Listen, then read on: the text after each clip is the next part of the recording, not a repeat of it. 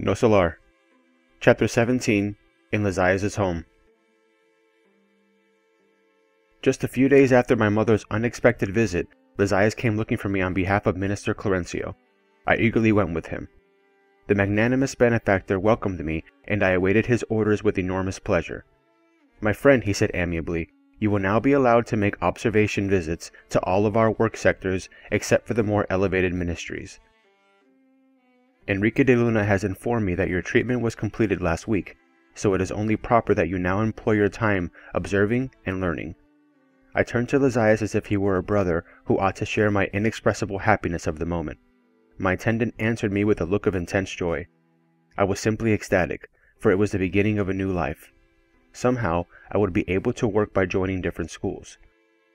Clarencio noticed my indescribable joy and remarked, "Since you will no longer have to stay in the hospital complex, I will carefully examine the possibility of your rooming somewhere else.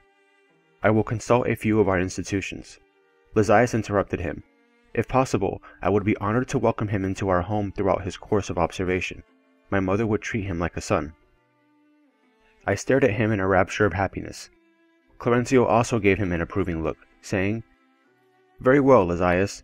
Jesus rejoices with us whenever we receive a new friend into our hearts." I embraced my helpful attendant, unable to express my gratitude. Happiness can sometimes render us speechless. "Keep this document," said the Minister of Assistance, handing me a small folder. "It will enable you to visit the Ministries of Regeneration, Assistance, Communication, and Elucidation for the period of 1 year. After that, we shall see what else can be done concerning your wishes. Learn, my friend. Don't waste your time. The intervals between earthly experiences must be rightly filled." Lizias offered me his arm and I left, giddy with pleasure. A few minutes later, we arrived at the door of a graceful house that was surrounded by a colorful garden. "Here we are," exclaimed my kind companion. And with a caring look he added, "This is our home in Nosso Lar." I heard the doorbell ring inside, and a kindly-looking older woman opened the door. "Mother, mother," cried the attendant, introducing me happily. "Here is the brother I promised to bring to you." "Welcome, friend," the woman exclaimed nobly. "Our home is yours," and embracing me, "I understand that your own mom doesn't live here, so in me you will have a sister acting as a mother." I didn't know how to thank her for her generous hospitality. I was about to rehearse a few phrases to express my emotion and gratitude, but displaying a unique sense of humor, she seemed to have guessed my thought and was one step ahead of me. "You are forbidden from thanking me. Please don't. Otherwise, you will force me to remember too many of those conventional phrases from Earth." We all laughed, deeply moved. I said, "May the Lord translate my gratitude to everyone in renewed blessings of joy and peace." We went inside. The atmosphere was simple and comfortable. The furniture was almost identical to furniture on Earth, and other common objects seemed only slightly different. There were paintings of sublime spiritual significance and a remarkably large piano. A big harp of delicate and noble design rested against it. Noticing my curiosity, Lizias said with a smile, "As you can see, we don't meet up with any angel harpists after the grave, but there's a harp waiting for us here." "Oh, Lizias," his mother interrupted him affectionately, "don't be ironic. Don't you remember last year when the Ministry of Divine Union welcomed some of the personnel from Elevation when those ambassadors from Harmonia visited our colony?" "Yes, Mom. I only meant to say that there really are such harpists, but we must develop our spiritual perception in order to hear them by making an effort to learn about divine things." A little later, after the usual introductions, and as we were talking about our backgrounds, I learned that Lizias' family was from an old town in the state of Rio de Janeiro, that his mother's name was Laura, and that he had 2 sisters, Yolanda and Judith, living with him at home.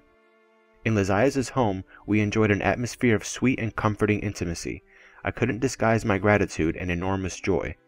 That first contact with a domestic organization in the colony delighted me, and the tender hospitality aroused profound emotions in my spirit.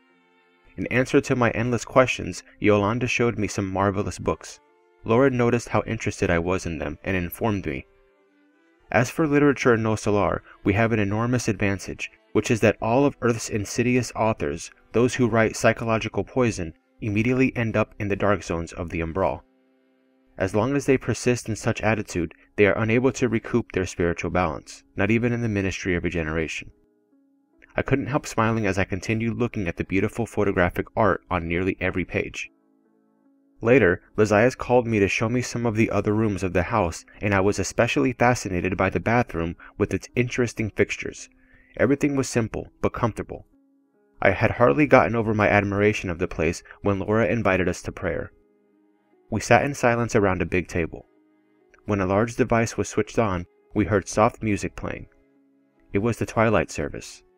On the screen, I saw the same magnificent image that I had seen at the government center. I had never grown tired of contemplating that image every afternoon in the hospital complex, but this time I felt dominated by a deep and mysterious joy. And when I saw the blue heart forming in the background, I felt that my soul was kneeling in my inner temple in a sublime rapture of joy and gratitude.